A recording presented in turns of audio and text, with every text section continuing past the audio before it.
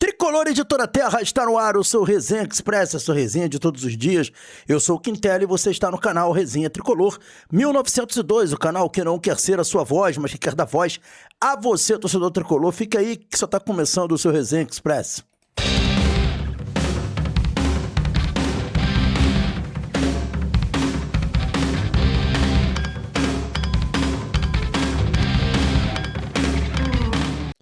Resenha Express voltando e agora, em definitivo, eu peço aos amigos e às amigas aquele pacote do YouTube, para vocês não se esquecerem de se inscrever no canal, ativar o sininho das notificações e deixar o seu like. Fazendo isso, você diz ao YouTube que esse conteúdo aqui é bacana e nos ajuda a engajar. E pedir a galera também para não esquecer de um outro pacote do YouTube que é muito importante, que é o seu hype.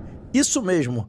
Como é que você deixa o hype? Você puxa o comentário pro lado, escolhe a opção hypar, mas se você der o like, o Hypes também já está habilitando automaticamente. Cara, não esquece do hype, ajuda muita gente.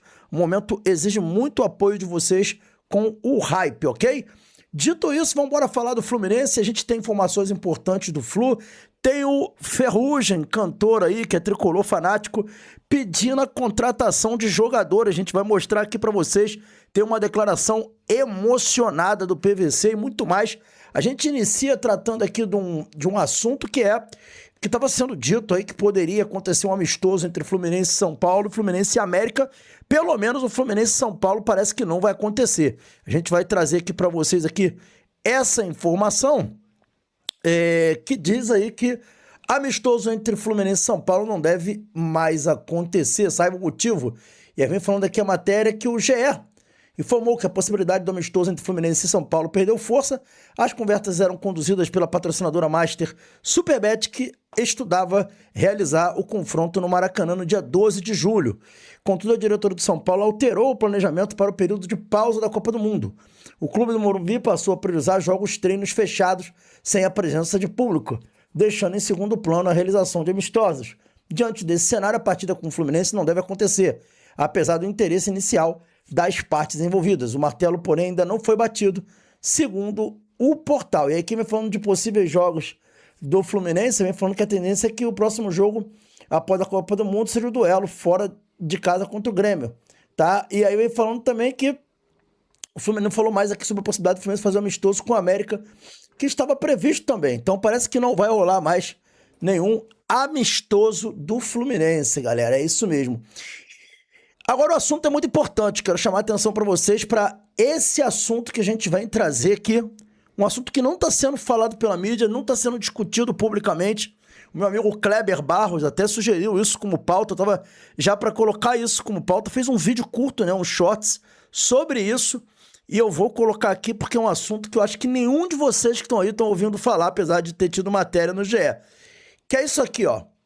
TJD suspende jogadores da Noruega e Nova Iguaçu por um ano, por causa de manipulação. Vocês vão lembrar, esse foi o jogo português do Nova Iguaçu, o Flamengo era interessado direto nesse jogo, e jogadores dessas equipes foram suspensos por manipulação. Ele vem falando aqui a matéria o seguinte, ó, que o Tribunal de Justiça Desportiva do Rio de Janeiro suspendeu 2 jogadores que disputaram Carioca da primeira divisão neste ano.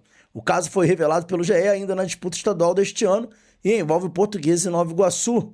E a matéria vem trazendo mais informações. Ainda cabe recurso no pleno do TJD, a segunda instância do Tribunal Carioca, mas os punidos foram, vem falando aqui, Sidney Sidão, do Nova Iguaçu, suspenso por 365 dias, no artigo 243, e R$1.000 de multa pelo artigo. E também o Luiz Gustavo, também suspenso por 365 dias.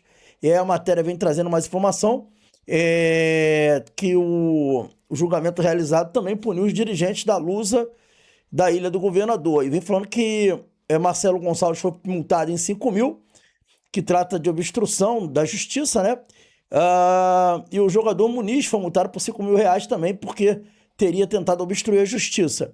E aí vem dizendo aqui, quase 15% dos jogadores de time pequeno admitiram que receberam propostas de sondagem para manipular resultados. Aí vai dizendo o lance, foi aquele jogo que a Portuguesa ganhou do Nova Iguaçu de 1-0 no dia 7 de fevereiro, no Luso Brasileiro, pela 6ª rodada da primeira fase da competição.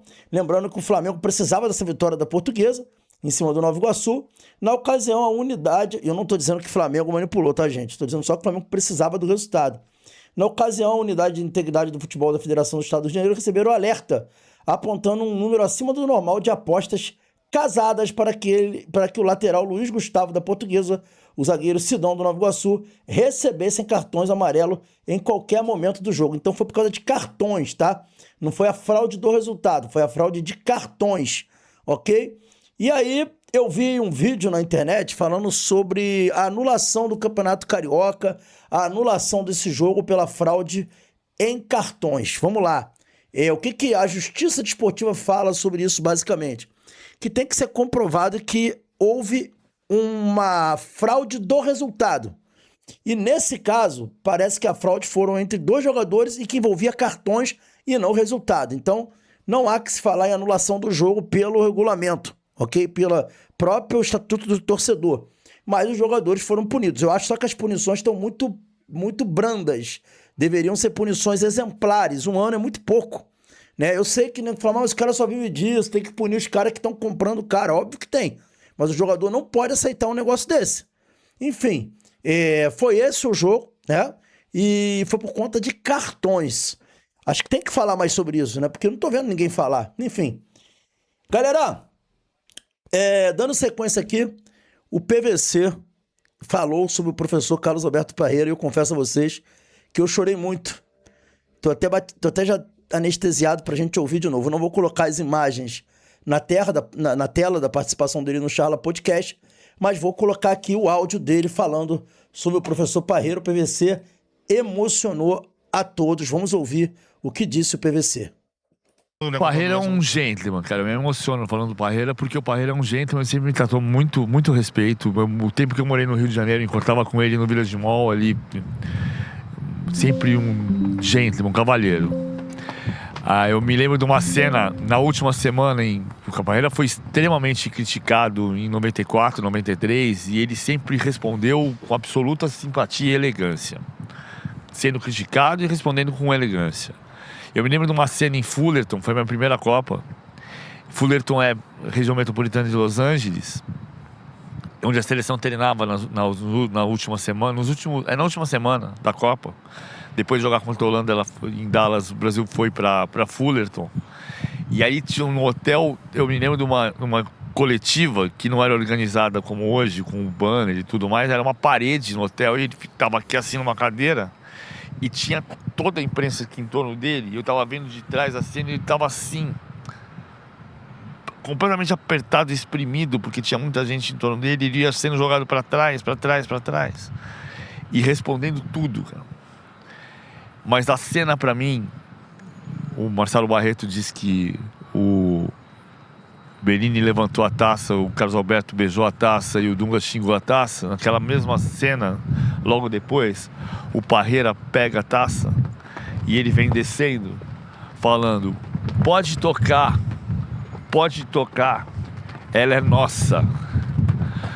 Isso é o Parreira, cara. Isso é o Parreira. Emocionar, né? É massacrado e ele... É nossa.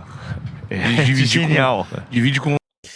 É muito lindo. Eu lembro desse momento, eu tava vendo pela TV Globo, né? No momento que o Dunga levantava e xingava. O Dunga tava certo, ele tava chateado, né? Porque foi muito massacrado na Copa de 90.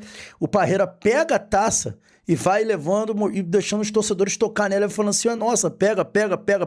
Eu lembro desse lance, assim, o PVC, nesse momento que ele falou, vocês não conseguem ver aqui, depois dá uma olhada lá no Charla Podcast, nessa fala dele, o PVC tá muito emocionado, tu vê que ele tá com os olhos marejados, e eu chorei, confesso que eu chorei quando eu vi pela primeira vez ali a fala do PVC. Agora eu tô aqui vacinado para poder falar aqui, embora também esteja emocionado, né? Força pro professor Parreira, estamos aqui torcendo pro sua melhora, professor. Saia logo dessa e volta aí, porque a galera tá precisando de você, da sua elegância, né, do seu carisma, do seu jeito gentleman de ser. É um exemplo para todos nós que trabalhamos com comunicação. A gente vê treinador por muito menos xingar, desrespeitar as pessoas, e o professor Parreira não. Ele era uma pessoa educada, doce, enfim. Para fechar o Resenha Expresso de hoje, o Ferrugem cavou a volta de um jogador pro Fluminense. Eu quero saber se vocês concordam com o Ferrugem. Vocês concordam com o Ferrugem na fala dele? Vamos ouvir então o que o Ferrugem, grande tricolor, falou aí. E aí, Ferrugem? Solta aí, Ferrugem. Gente, mas eu traria o Scarpa de volta.